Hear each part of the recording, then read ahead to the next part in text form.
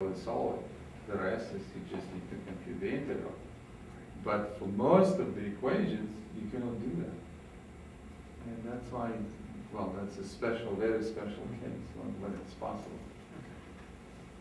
That's what the whole title of complete integral means. All right, so then they go on to define for a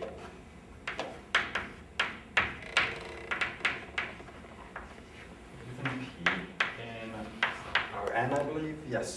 So for a given P in Rn, we then define the level set MP equals a set of X, C, such that F is that no. Oops. So that is the set of all coordinate pairs X, C within our open set. Of course, X and C are each n-dimensional vectors, such that X, C equals Pj. So if I understand, so they're constant. Okay. Yeah. All of them for all j, or for one j, or for, because on the left you don't have j. MP is just MP. Yeah. I believe that's... Oh, yeah, okay, yeah. so sorry, yeah. P is a vector, so it has n values, so you fix all those, okay, right. And it's saying that at a given point, the, right. I think that's equivalent to position and generalized momentum. Okay, well, let me put it this way. So these are functions in R2n, right? So each of these functions represent a hypersurface of dimension 2n minus 1. So there is one. So you take U1, that gives you one hypersurface. Then you take U2, gives you another. They intersect. The intersection, of course, has a lower dimension, right? So 2n minus 2. So if you take n of this function, this np is the locus of the intersection of all of these hypersurfaces. So basically you have n functions, which are uj's, of 2n variables, right? And so you fix them. And then how many are left? So this NP will be n-dimensional submanifold if you want of R to n. Is that clear? Okay. All right.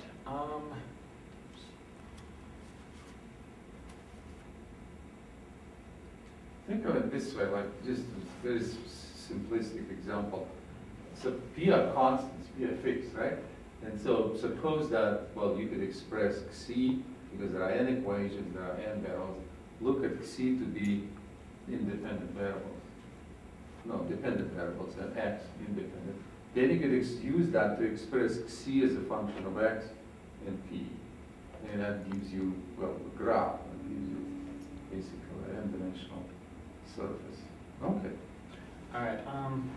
Then what they do is go on to say that given the projection map. Is there a name of that surface NP? They call it. Let's see. Just a level set? Yeah, just the level set of P, although we then go on in a moment to show that it is a graph of our closure form. So it's not what was the Lagrangian manifold before, when actually, they do point out that it is Lagrangian. Okay. So, I don't. They point that out. I don't believe that it's relevant to this stuff. Okay. It has to do with the symplectic form. Symplectic form of the Lagrangian map must be closed.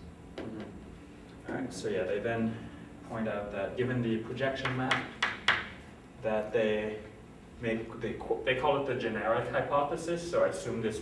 I'm pretty sure that means an assumption that P maps MP to Rn is a local diffeomorphism.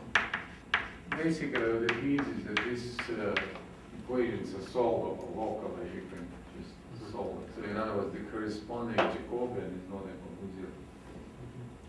All right.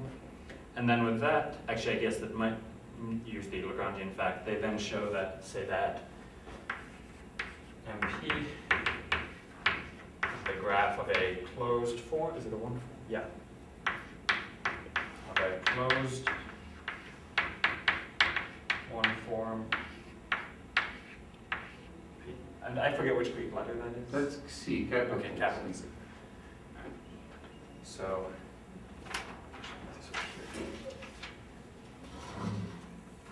Yes, yes. So they say that that is the graph of a closed form P, and thus MP is also equivalent to the graph of C.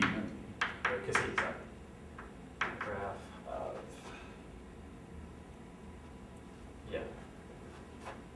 So MP is also the graph of the map x to d of x, phi, x c. So I think they're kind of setting up like a change. Yeah, setting up a change of variables, I think kind of going from... What is phi? They just defined it, smooth function.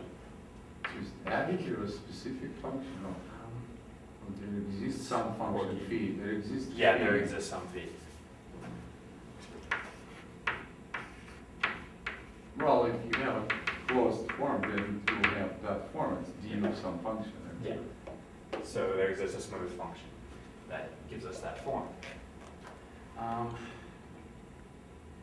And they also make sure to mention that we can construct that form by integrating our one form Kc, keeping in line with it being a quadrature, or eventual solution. From that, Quite clear. Could you explain it, or does he explain it? that was unfortunately one of the things I was kind of going to ask you about. So he doesn't explain it in the text? He says, quote, the function phi x of p is constructed from psi of p by an integration, another ingredient in construction by quadrature. MP is the graph of a closed form. So what is the second line you say?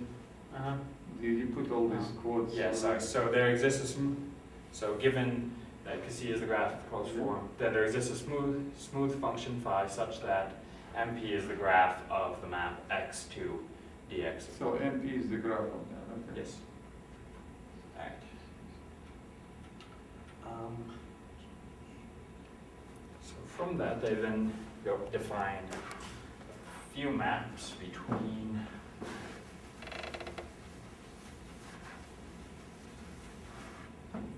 that is.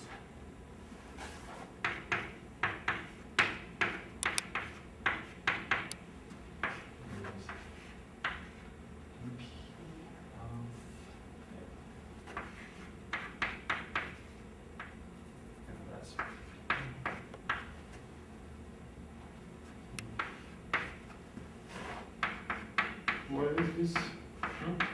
They define a series of maps between x and p and the differential, the differential forms, and then we. So this dp means you want to differentiate with respect to p?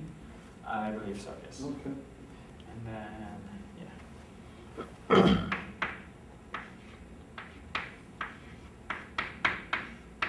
And that phi is the same, right? yes, same for you. And then another map C between those two forms. Okay. From that,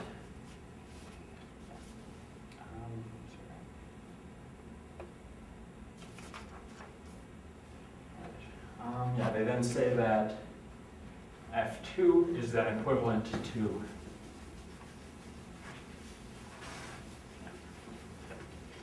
So they then say that F2 is equivalent to what we had over there when we have a closed one form and mapping to the differential, that F2 x is then also equal to x to c of p. And they then establish that because the projection is a local diffeomorphism, they then say that this is also a diffeomorphism, or local diffeomorphism. Can you give us a bigger picture? What is he going to do? I'm going to go through a couple examples of it at the end, but I think this is more kind of a, I guess in this case, kind of the outline of the proof that shows that we can get the solutions by integrating. Okay. One example which they talk about and go through, again, I'll go through a specific case, is the Kepler problems, I guess, where we have some central force and other various bodies orbiting it. So, and they also